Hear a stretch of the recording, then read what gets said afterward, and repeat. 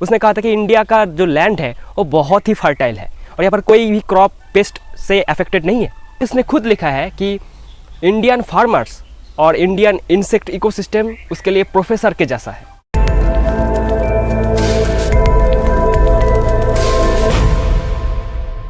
सबको नमस्कार।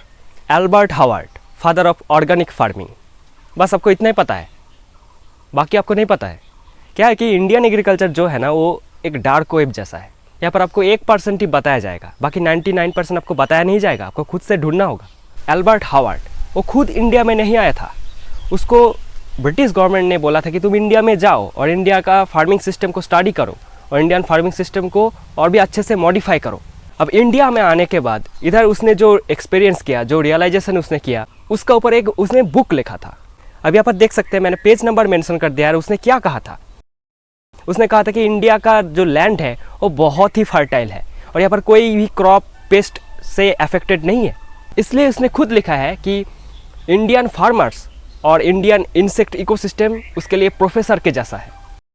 उसने ये भी बताया कि यहाँ पर एक सिंगल ऐसा फार्मर्स नहीं है जो मोनोक्रॉपिंग करता है। जो मोनोक्रॉपिंग का आइडिया है वो वेस्टर्न से आया है। पहले यहाँ पर क्या होता था, मिक्स्ड फार्मिंग होता था, इंटरक्रॉपिंग होता था। ये भी बताया कि कोई भी ऐसा फार्मर्स यहाँ पर नहीं था जो एक सीरियल के बाद दूसरा सीरियल शो कर दिया है। उसने उसका बीच में कोई ना कोई लेगुमिनस क्रॉप मस्ट कल्टिवेट करेगा ही करेगा।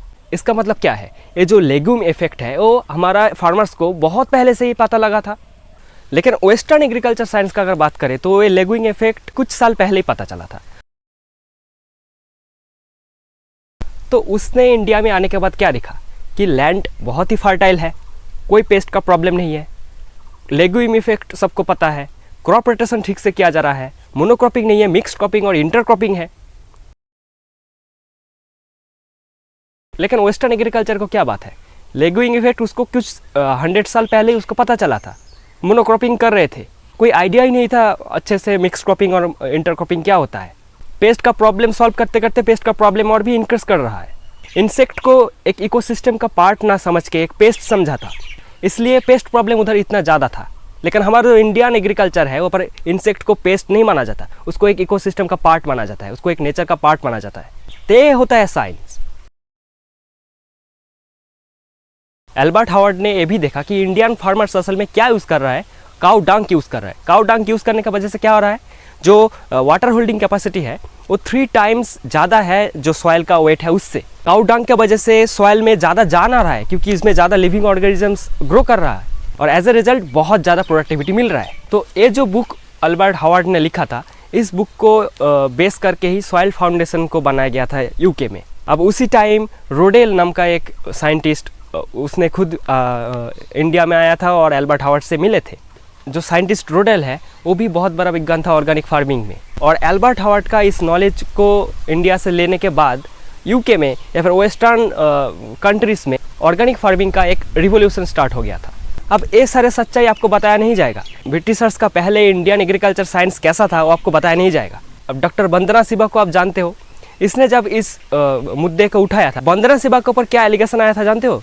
कि जो ऑर्गेनिक फार्मिंग का जो कॉन्सेप्ट है वो यूके से इंडिया में इंपोर्ट किया जा रहा है। तो आप देख सकते हो कि ये सारे सिस्टम यूटर्न मॉडल के ऊपर काम कर रहे हैं। यूटर्न मॉडल क्या है?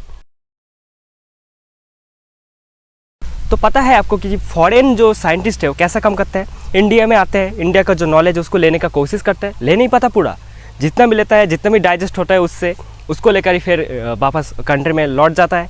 फिर उसको उधर जाके ट्विस्ट करता है, खुद से कुछ जुड़ता है, फिर उसे अच्छे से पैकेज करके वर्ल्ड वाइड उसको स्प्रेड किया जाता है। इंडिया में भी उसको स्प्रेड किया जाता है।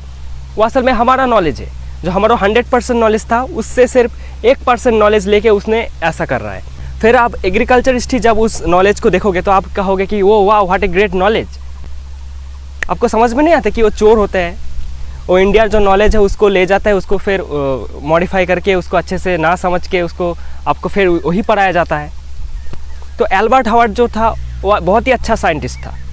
उसने खुद उसका जो बुक है उधर लिखा है कि उसका जो प्रोफेसर कौन है, इंडियन फार्मर्स है, इंडियन जो इंसेक्ट इकोसिस्टम है वो उसका प्रोफेसर से, वो उससे सीखा है। फिर उसने एक प्रोसेस डेवलप किया है, इंडोर प्रोसेस। हम ऑर्गेनिक फार्मिंग को समझ चुके हैं कि वो वेस्टर्न से आया है, असल में बात यह है कि Albert Howard is the father of organic farming, लेकिन father of Albert Howard is our Indian किसान। Thanks for watching.